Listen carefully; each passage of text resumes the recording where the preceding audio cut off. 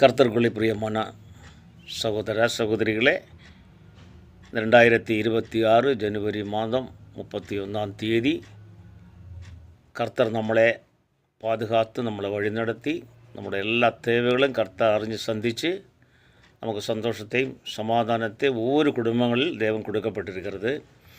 இந்த 2026 பிப்ரவரி மாதத்தில் நம்ம சில வாழ்க்கையிலே போய காலகட்டங்களிலெல்லாம் நம்முடைய ஆசீர்வாதத்துக்கு சில தடைகளை காணப்பட்டிருக்கிற சில குடும்பங்களில் சில பிள்ளைகளுக்கு அவருடைய விருப்பத்தின்படி அவர் நினைச்ச மாதிரி தேவ ஆசீர்வாதம் கிடைக்காத பல நல்ல குடும்பங்கள் இருக்கிற. ஆகவே அடியன் காரணம் அப்படி இந்த ஆசீர்வாதத்துக்கு பலருக்கும் தடையாக காணப்படுகிறது என்று நான் யோசிக்கும்போது தேவனாய் கர்த்தர் ஒரு வசனத்தை அடியனே சிந்தையிலேக்கு ஆண்டவர் கொடுக்கப்பட்டது.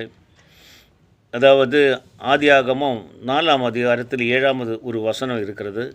அதை நீங்கள் படித்து வாசிக்கும்போது നിങ്ങൾക്ക് அதனை குறித்து அதனுடைய ஆவிக்குரிய ரகசியங்களெல்லாம் ஆண்டவர் നിങ്ങൾക്ക് வெளிப்படுத்துவார். அதாவது நம்முடைய இந்த ஜெபத்துக்கு மட்டுமல்ல, நம்முடைய ஆசீர்வாதத்துக்கு அதுக்கு நம்முடைய உன்னதமான ஒரு நிலவாரத்திலேக்கு நம்ம கடந்து போகிறதுக்கு தடையாக காணப்படுகிறத நம்முடைய பாவம். இந்த பாவம் நம்மளில் இருக்கும் காலம் நம்முடைய ஜெபம் பரலோகத்தில் பிதாவாய தெய்வம் அது ஏற்றுக்கொள்ளாது. அதாவது பாவம் என்னது ஒரு கரையான அழுக்கானன்னு சொல்கிறது. ரெண்டாவது பாவம் ஒரு பாரம், அதாவது வெயிட்டுன்னு சொல்லுவாங்க. அது நமக்கு சுமக்க முடியாத நிலைமையிலே தாங்க முடியாத நிலைமையில் நம்மளோட பாவம் நம்மளை அதிகரித்து அந்த பாவத்தின் வெயிட்டு அது நமக்கு எவ்வளோன்னு நமக்கு சொல்ல முடியல. அவ்வளோ அளவுக்கு ஒரு மனிதனுடைய இருதயத்தில் பாவம் அது ஒரு பாரமாயிட்டான நம்ம இப்போ காணப்படுகிறது. மூணாவது பாவம் ஒரு தீராத்த கடம் என்று சொல்லுகிறது. இந்த கடத்திலிருந்தும் நமக்கு விட்டு போகவே முடியாது. அதாவது பாவம் அது வந்து நம்முடைய சரீரத்தையும் நம்முடைய இருதயத்தையும் நம்முடைய குடும்பங்களையும் எல்லாவற்றிலும் இந்த பாவம் இருக்கிறதுனாலே, இந்த கடம் இருக்கிறதுனாலே நம்ம ரட்சப்பட முடியாது. அந்த பாவம் இருக்கிறதுனால நம்முடைய கடங்களை அது ஒரு பாவமாட்டு காணுகிறது. ஆகவே தேவனாய் கர்த்தர் இந்த வார்த்தை மூலமாக வெளிப்படுத்துகிறது.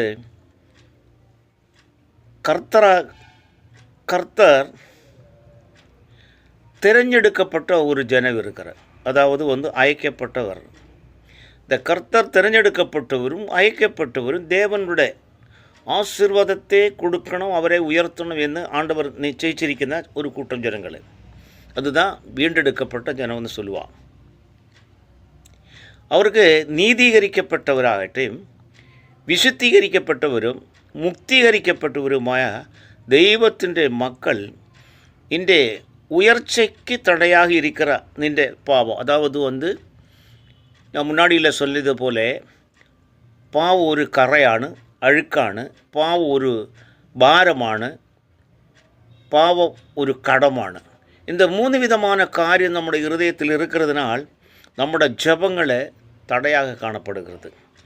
பாவம் இருக்க நம்ம ஜெபிக்கிற ஜபம் பரலோகத்தில் இருக்கிற பிதாவாய தெய்வத்தின் சந்நிதியில் அது எத்தப்படாதபடி அது நம்மளோட ஜபத்தை ரிட்டைன் பண்ணி திருப்பி வந்துடுவான். இதுக்கு எல்லாமே காரணம் நம்முடைய ஹிருதயத்தை ஆண்டவர் ஆராய்ஞ்சு பார்க்குறார். அவர் ஆண்டவர் சுத்தமுள்ள ஹிருதயத்தை அவர் தேடிக்கொண்டு இருக்கிறார்.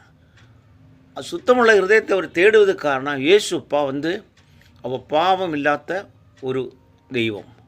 அதே போல் இயேசுவை போல் நம்மளும் ஆகும்போது மட்டும்தான் நம்முடைய இந்த உலகத்தில் நம்ம வாழும்போது நம்முடைய ஆசீர்வதிக்கப்பட்ட ஆசீர்வாதத்தோடு கூட நம்முடைய வாழ்க்கையை முன்னேற முடியும். இப்படிப்பட்ட சில காரியங்களே இந்த 3 விதமான காரியங்கள் இருக்கிறதுனால் அதெல்லாம் நம்ம விட்டு பாவமாகுந்த கரையில் நின்றும் பாவமாகுந்த ஒரு பாரத்தில் நின்றும் பாரமாகுந்த கடத்தில் நின்றும் நம்மளை எப்போ விடுதலை பிராபிப்போம், அப்போ தான் பரலோகத்தில் இருக்கிற தெய்வம் நம்முடைய விண்ணப்பத்தை கேட்டு நம்ம ஜெபிக்கிற ஜபத்துக்கு அவர் பதில் கொடுப்பதுக்கு வல்லமை உள்ளவராக இருக்கிறார். ஆகவே போய வருட காலகட்டங்களில் ஆசீர்வாதம் தடையாக காணப்பட்ட எல்லா தெய்வ மக்களுக்கும் இந்த 2026 பிப்ரவரி மாதத்தில் இந்த வாக்குத்தத்த வசனம் மூலமாக உங்களை ஆசீர்வதிப்பதற்கு தெய்வம் வல்லமையுள்ளவராக இருக்கிறார். ஆமென், அல்லேலூயா. ஆகவே நம்ம மனம் திரும்பி தேவ சமூகத்தில் ஆயிருந்த நம்மளோட குறைகள் குற்றங்களெல்லாம் கர்த்தர்கிட்ட ஒப்படைக்கும்போது நம்ம ஜெபிக்கும்போது தேவனாய் கர்த்தர் நமக்கு ஆவியானவர் நம்மளை வெளிப்படுத்தும். ஆவிக்குரிய காரியங்கள் இன்ன காரணத்தினால உங்களோட தடைகள் வருவதற்கு காரணம் அந்த ஆண்டவர் நம்ம வெளிப்படுத்தும்போது அப்படிப்பட்ட காரியங்களில் நம்ம என்ன பண்ணணும், நம்ம விடுட்டு போகணும். நம்மளை தன்னை தாழ்த்தி ஒப்பு கொடுத்து தேவ சமூகத்தில் நம்ம தேவனோடு கூட ஐக்கியப்பட்டு தேவ சமூகத்தில் நம்மளாயிருக்கின்ற நேரத்தில் தேவனாய கர்த்தல் நம்மளை அபரிச்சிதமாய் நம்மளை உயர்த்துவான். இந்த மாதம் முழுவதுமாக தெய்வ ஜனமே உங்களை கர்த்தர் உயர்த்துന്ന ஒரு மாதம் இந்த பிப்ரவரி மாதம். ஆகவே நம்முடைய ஹிருதயத்தில் இருக்கிற கெட்ட காரியங்களை, கெட்ட சிந்தனைகளை, கெட்ட ஆலோசனைகள், கெட்ட போக்குவரத்து, கெட்ட பழக்க வழக்கம் இதெல்லாம் நம்ம விட்டு இந்த பிப்ரவரி மாதத்தில் நம்மளெல்லாம் விட்டு நீங்கள் ஜெபிச்சு பாருங்கள். கர்த்தர் நிச்சயமாகவே இந்த மாதம் முழுவதுமாக உங்களை ஆசீர்வதிப்பார். ஆமேன், ஆமேன், ஆமேன்.